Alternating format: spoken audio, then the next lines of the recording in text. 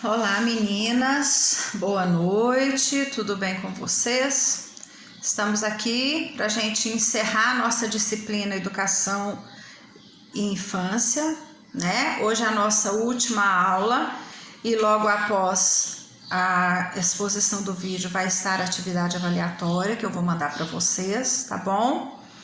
E essa aula de hoje, o comecinho dela, eu vou estar revisando uma parte desde o comecinho da nossa disciplina para auxiliar vocês na atividade avaliatória. Então prestem bastante atenção, porque eu vou comentar a respeito de todas as questões para estar facilitando para vocês, tá bom? Então vamos lá, a gente começou a nossa disciplina a respeito de educação e infância, primeiro falando o que é educar. Educar é orientar para a vida, né? É transformar a pessoa, é transformar os conhecimentos e transmitir esses conhecimentos, é orientar. Aí vem infância, criança e infância. Aí a gente viu que criança é toda aquela fase de alegria, de brincar, de brilho no olhar. A criança, ela é curiosa, ela gosta de explorar, ela gosta de argumentar, ela gosta de desafiar. Aí logo depois a gente viu o que vem a ser infância. A infância, ela foi assim, deu como definição para a infância alguns documentos que regem a educação, né? É a LDB e também, principalmente, o ECA, o Estatuto da Criança e do Adolescente, vem nos falar a respeito do que vem a ser infância. A infância é aquela fase do 0 aos 12 anos incompletos, né? Que muitas vezes as pessoas confundem 10, 11, 12 anos com adolescência ou pré-adolescência, mas esta ainda está contida dentro da infância. Então, a infância é uma fase que vai do 0 aos 12 anos, né? E a gente viu vários temas, vários autores nessas 3 aulas que a gente teve, mas eu vou comentar apenas a respeito de um, para ficar mais fácil para vocês, que é o Piaget, né? O que Piaget vem e fala a respeito da criança? Ele fala que a criança é um ser onde ela tem um desenvolvimento complexo e sólido e que a aprendizagem da criança ela ocorre de dentro para fora. A criança traz consigo os seus conhecimentos, as suas experiências e vai expor e externar de acordo com o ambiente que ela vai conviver. Então, assim, ela vai pegar a experiência de outros amiguinhos, vai se unir com o conhecimento que ela traz para se desenvolver plenamente. Essa foi a fala de Piaget. Aí, na aula passada, a gente já entrou num outro assunto que eu disse para vocês que é primordial hoje, né? Que é um documento que nos orienta, é um documento normativo que nos orienta, que nos rege, que nos leva e que nos dá toda a base para a gente trabalhar na educação infantil, no ensino fundamental 1 e 2 e no ensino médio, que é a BNCC, né? Então, o que vem a ser a BNCC? A BNCC, Base Nacional Comum Curricular, ela é um documento normativo que nos orienta como a gente vai planejar as aprendizagens, os nossos ensinos para as nossas crianças, né? Só que eu disse para vocês que a gente ia direcionar a BNCC para a educação infantil, que é o que a gente está estudando nessa disciplina, né? Então, assim, a parte da BNCC que rege a educação infantil, ela abrange da idade entre 0 a 5 anos e 11 meses de vida, que é a fase do berçário, maternal, até a educação infantil, que é o pré-1 e pré-2, né? Então, assim, a BNCC, ela estipula 6 direitos de aprendizagens que a gente vai, nós professores, vamos realizar efetivamente esses direitos das crianças, assegurando para que todas elas tenham condições plenas de aprender e se desenvolver nessa fase. E a gente falou desses direitos na aula passada, né? Desses 6 direitos de aprendizagem, que são conviver, brincar, participar, explorar, expressar e conhecer-se. Então vamos falar um pouquinho, rapidinho, um pouquinho de cada um, só para a gente recordar, tá? Então, conviver. Toda criança tem o direito e tem a necessidade de conviver umas com as outras para poder se desenvolver. É o que o Piaget diz, né? Cada criança traz consigo, dentro de si, o seu conhecimento. A partir do momento que ela convive com outras crianças, esse conhecimento vai aumentar e o seu desenvolvimento vai ser maior. Então, assim, a necessidade de uma criança conviver com outra, ela é necessária, tá? E dentro de uma sala de aula de educação infantil, mais ainda. Então, assim, é necessário trabalhar o tempo todo em equipe, formando grupinhos, mostrando que é preciso dividir os brinquedos, aquela criança que tem uma maior facilidade, ajudar aquela que tem um pouquinho mais de dificuldade. Isso é conviver. Aí, logo após o conviver, vem uma que ela é fundamental. Inclusive, eu já mandei um vídeo para vocês. Se eu estou certa, eu acredito que tenha sido o último vídeo que eu mandei para vocês a respeito do brincar. Se não foi o último, foi o penúltimo. Mas o brincar é fundamental. O brincar já foi visto muito tempo como perda de tempo para vários pais, né? Vários pais achavam que massinha, parquinho, brinquedoteca, que tudo isso era perda de tempo. E não é, gente. Quando a criança está brincando, ela está se socializando, ela está desenvolvendo o seu pensamento cognitivo, a sua coordenação, a sua socialização. O brincar é essencial. Na educação infantil, não tem como deixar passar essa fase sem o brincar. Depois do brincar, vem o participar. Esse é um direito que toda criança tem, mas que depende de nós, professores, levarmos a criança, inserirmos a criança em todas as atividades que a gente vai proporcionar dentro da sala de aula. A gente tem que levar a criança a participar, a expor o que ela acha, a expor o que ela entendeu, a expor o que ela conhece e o que ela não conhece. Então, o participar vai muito de nós, professores, para que a gente possa estar inserindo a criança nessa participação. Depois vem o explorar. O explorar é tão necessário quanto o brincar. Essa fase é a fase da curiosidade. As crianças, elas ganham um brinquedo, a gente já falou, e elas têm aquela necessidade de desmontar, de destrinchar, de ver como foi feito, como encaixa, o que encaixa aonde. Essa fase é muito legal, aqueles brinquedos de encaixe, os blocos lógicos, os legos, porque é a fase que elas vão estar explorando e tentando montar e desmontar. Então, esse é o quarto direito das crianças. Quarto direito de aprendizagem. Quinto direito, expressar. Esse aqui também na verdade, todos são essenciais. Cada hora que a gente vai falar, a gente percebe que cada um é mais importante que o outro, mas na verdade todos são essenciais. O expressar, gente, hoje é fundamental, porque alguns anos atrás as crianças não podiam abrir a boquinha.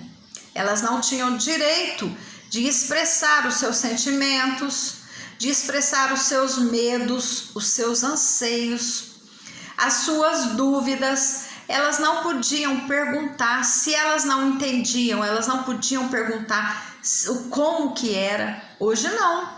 Hoje a criança chega na escola, ela tem todo um parâmetro em volta dela, dando suporte para que ela expresse seus sentimentos.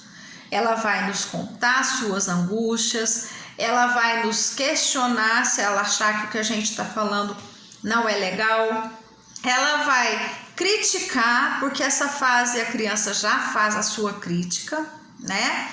E assim, a gente tem que proporcionar para elas todas as situações para que elas possam se expressarem.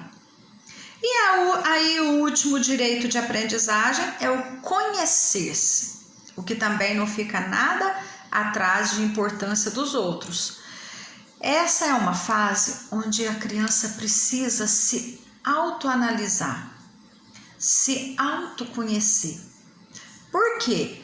Porque ela vai conviver com crianças com características diferentes, com angústias diferentes, com sentimentos diferentes. Ela vai se deparar com crianças mais nervosas, com crianças mais alegres, com crianças que choram à toa, com crianças que não gostam de brincar, com crianças que gostam de brincar sozinha, com crianças que não gostam de dividir. Então, assim, é uma fase que ela precisa se conhecer para aprender a conviver com as diferenças dentro da sala de aula. Então, assim, uma criança que se conhece bem, ela tem uma autoestima maior. Aquela criança que não tem a chance de olhar para dentro de si e perceber o que ela gosta, o que ela não gosta, porque muitas vezes em casa ela não tem a oportunidade de se conhecer, porque os pais não deixam, os pais cortam, os pais tolhem essa oportunidade dela se conhecer, né? Não deixa com que ela se expresse, com que ela fale. Então, assim, na escola, nós professores vamos proporcionar essa chance dela se conhecer, tá bom? Então, esses foram os 5 direitos de aprendizagem que nós vimos na aula passada. Agora, nós vamos dar continuidade os outros tópicos que estão inseridos na BNCC. Uma coisa que eu acho que eu não comentei com vocês na aula passada a respeito da BNCC é o seguinte: a BNCC ela é um documento normativo que nos orienta como a gente vai trabalhar as aprendizagens. Mas a BNCC ela não está direcionada apenas a escolas públicas, escolas municipais e estaduais. Ela está direcionada às escolas particulares. As escolas particulares também vão se embasar nas orientações da BNCC.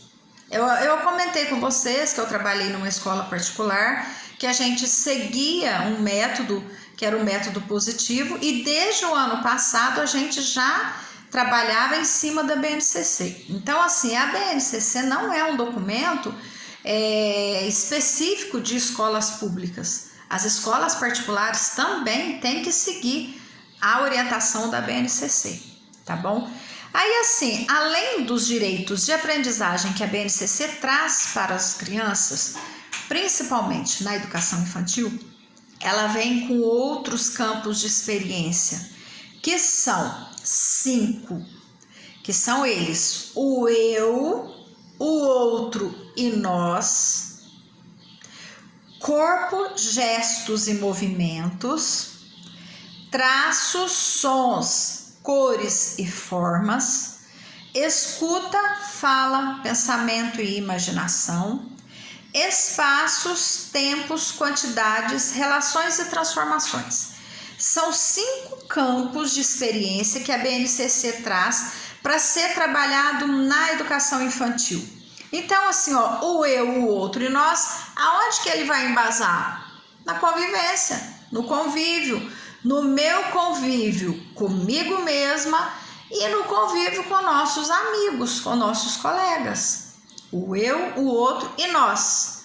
Então assim, ó, não tem eu sozinho, não tem você sozinho, somos nós. Nós vamos conviver dentro da sala de aula. Corpo, gestos e movimentos. Isso aqui assim, ó, desde cedo as crianças têm a necessidade de explorar objetos, de explorar o mundo, de explorar os espaços. E aí assim, ela vai fazer isso através do seu corpo, através dos seus gestos, através dos movimentos, através das danças, através da música. Então assim, é um campo bem vasto para estar trabalhando essa experiência. Aí vem traços, sons, cores e formas. São experiências diversificadas por meio de contato com o colorido, com o som, com a música, com as cores, com o lúdico, com o material concreto, que na educação infantil a gente é necessário e é primordial trabalhar com material concreto. Aí vem a escuta, a fala, o pensamento, a imaginação. É necessário estimular as crianças a ouvir, a falar, a participar. É nessa fase que a gente coloca a disciplina, começa a trabalhar a disciplina com as crianças. Então assim, fazer com que ela aprenda a ouvir, esperar a hora certa de falar, desenvolver a sua imaginação, seu pensamento, para que ela crie momentos que ela vai desenvolver uma aprendizagem enorme com seus colegas. E aí vem o último campo da experiência, que são espaços, tempos, quantidades, relações e transformações. Nós temos que levar as crianças a fazerem sua própria observação, a manipular os objetos, novamente objetos concretos, e deixar com que as crianças tirem as suas conclusões. Nós jamais vamos dar um conteúdo para a criança pronto. Nós jamais vamos jogar uma atividade na mão da criança e falar, é assim, assim, assim, vai fazer assim, colorir dessa cor, eu quero dessa cor. Não. Nós vamos deixar a criança imaginar, explorar, procurar descobrir a melhor maneira que ela vai entender aquela atividade. Então assim, para cada campo de experiência que a gente acabou de falar aqui, a BNCC, ela define um objetivo. Ela define um objetivo para que sejam realizadas a aprendizagem e o desenvolvimento dessas crianças. E o objetivo, ele está organizado em 3 grupos, de acordo com a faixa etária de cada criança. Então assim, ó, os bebês de 0 a 1 ano e 6 meses, o objetivo é explorar sons produzidos com o próprio corpo ou com objetos do ambiente. Por exemplo, o chocalho, alguma coisa que vai bater e vai sair um som, para chamar a atenção dos bebês. Esse é o objetivo dos campos de experiência que a gente acabou de ver. Aí vem as crianças bem pequenas, de 1 ano e 7 meses a 3 aninhos e 11 meses, que o objetivo é o seguinte: criar sons com materiais, objetos, e aí já usar algum instrumento musical, um violão, um pandeiro, uma bateria, para que eles possam acompanhar os diversos ritmos da música, né? Através da música, as crianças têm uma capacidade enorme de se expressar e de se desenvolver. E aí o último objetivo que fica para as crianças de 4 a 5 anos e 11 meses, que já seria a educação infantil, né? Utilizar sons produzidos por materiais e objetos musicais durante as brincadeiras de faz de conta, durante as encenações, durante as criações musicais, festas. A gente aproveita muito para utilizar material quando a gente vai fazer alguma dança de festa junina, quando a gente comemora a festividade do carnaval, né? Tudo isso a gente vai estar utilizando materiais para que possa produzir sons e chamar a atenção das crianças nessa faixa de idade. É importante mencionar que para cada ano, para cada campo de experiência que a gente falou ali, há pelo menos 3 diferentes objetivos. Nós falamos apenas um, né? Mas assim, que acaba quase todos voltando no mesmo ponto, que é a utilização de materiais que vão desenvolver algum som para chamar a atenção dessas crianças, né? Bom, gente, eu comentei com vocês que além dos direitos de aprendizagem, além desses 5 campos de experiência, a BNCC traz também 10 competências. Essas competências, elas são competências gerais que vão guiar o ensino tanto da educação infantil, quanto do ensino fundamental 1 e 2, quanto do ensino médio. As competências são as mesmas para todas as faixas, todos os níveis educacionais, tá? Então, assim, eu vou estar comentando aqui com vocês, mas vai ser no sentido geral, tanto da educação infantil, quanto o ensino fundamental e o ensino médio. Então, vamos lá. A primeira competência são os conhecimentos. O que essa competência vem falar?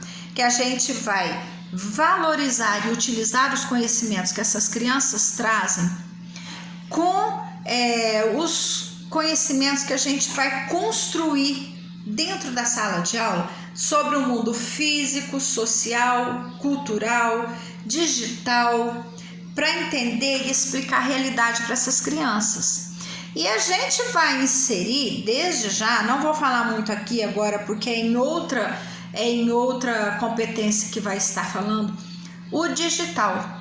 Desde a educação infantil, já tem que estar inserido nos conhecimentos da educação infantil, para que a gente possa colaborar com a construção de uma sociedade mais democrática, inclusiva e ensinar essa inclusão desde a educação infantil.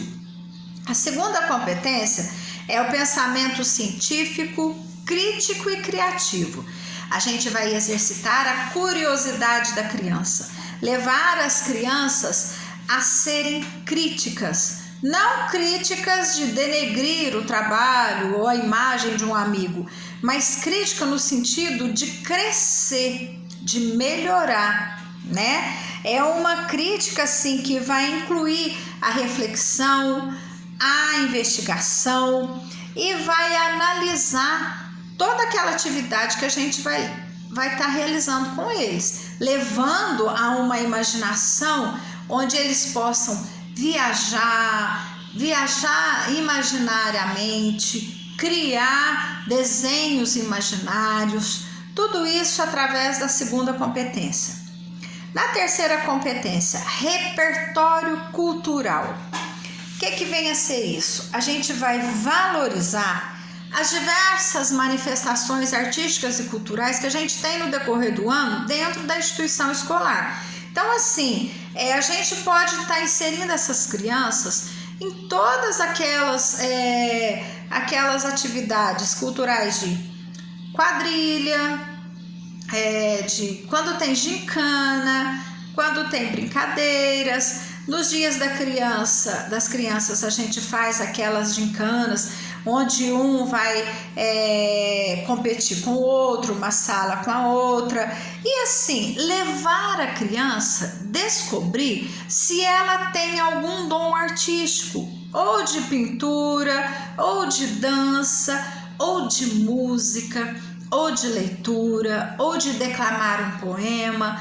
Tudo isso é um repertório cultural que nós, professores, devemos instigar as crianças e incentivar as crianças a desenvolver esse repertório.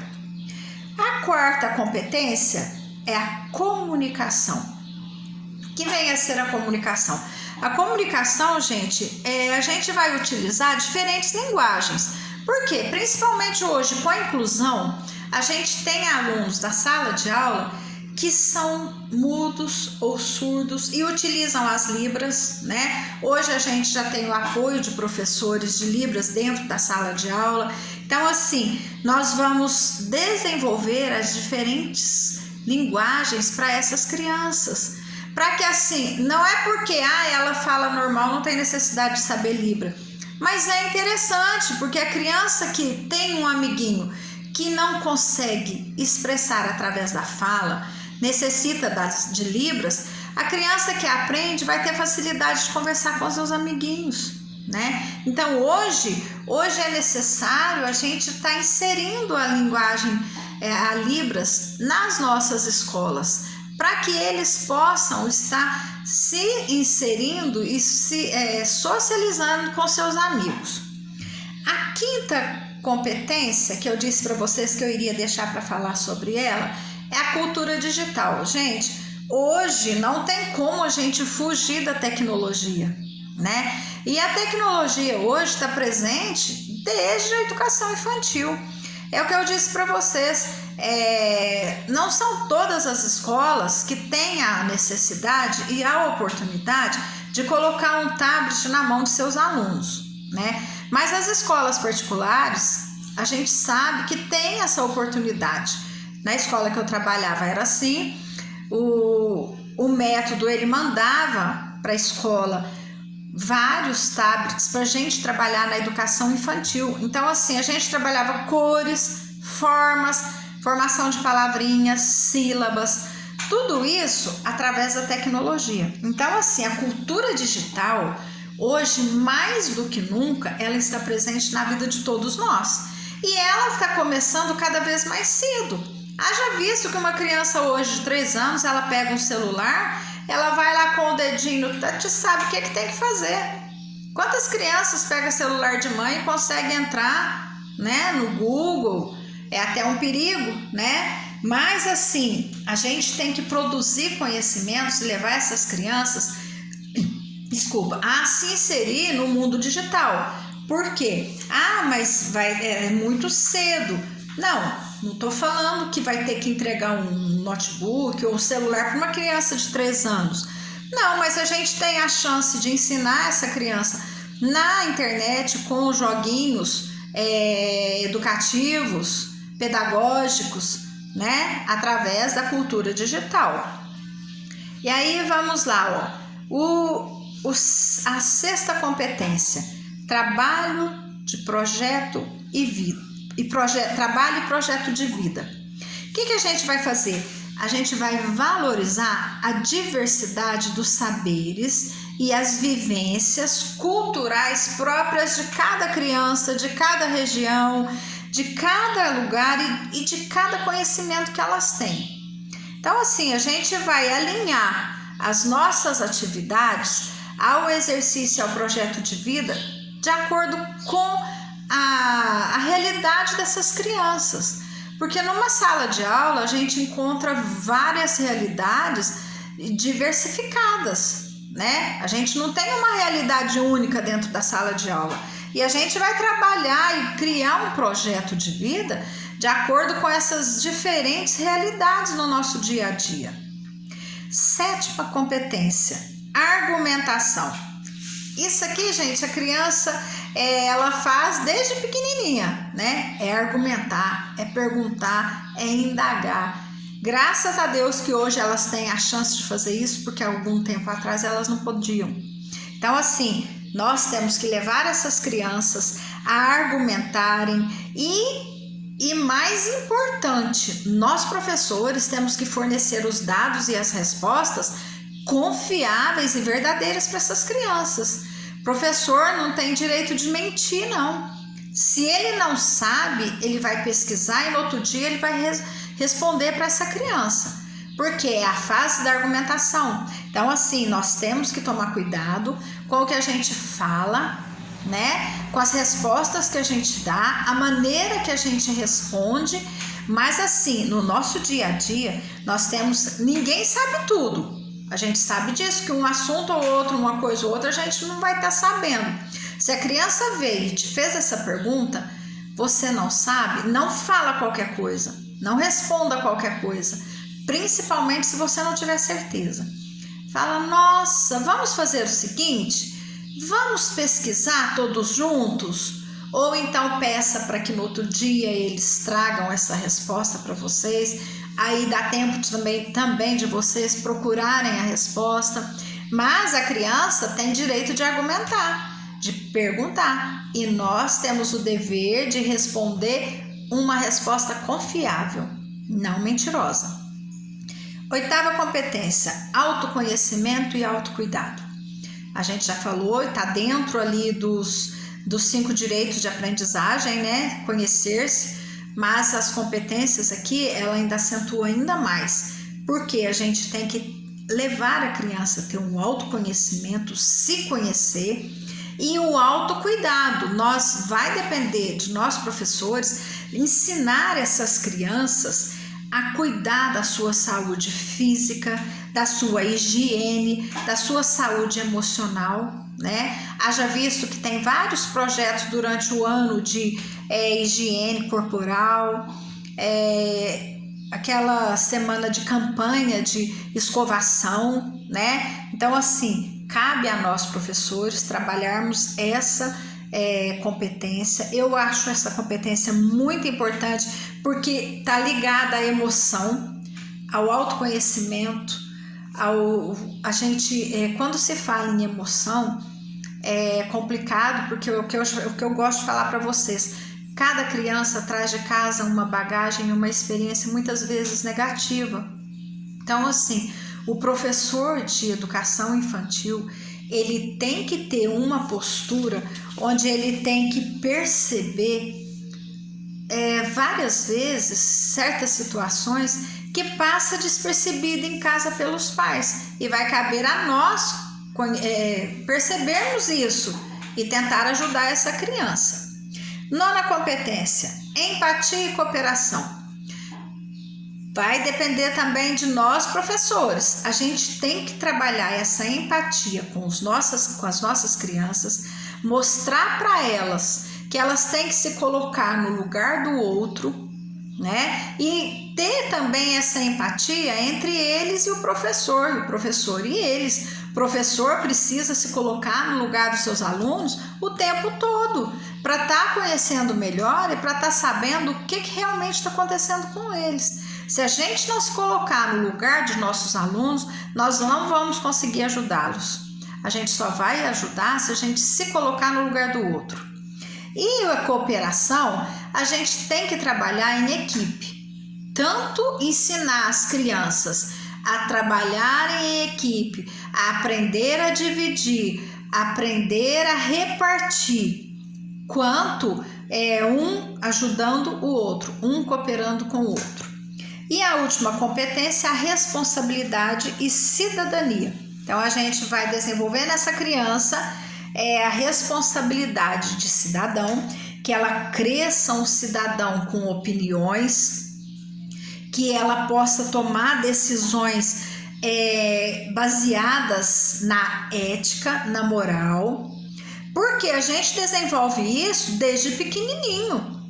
Aquela criança que muitas vezes apresenta aquela mania, né? Porque eu acho muito triste falar a palavra roubo para uma criança. Então eu digo o seguinte, aquela mania de pegar a coisa do amigo e a professora não corrige, aí leva para casa, a mãe percebe que é uma coisa que não era dela, também não corrige, essa criança vai crescer um cidadão sem moral e direcionado para o mau caminho.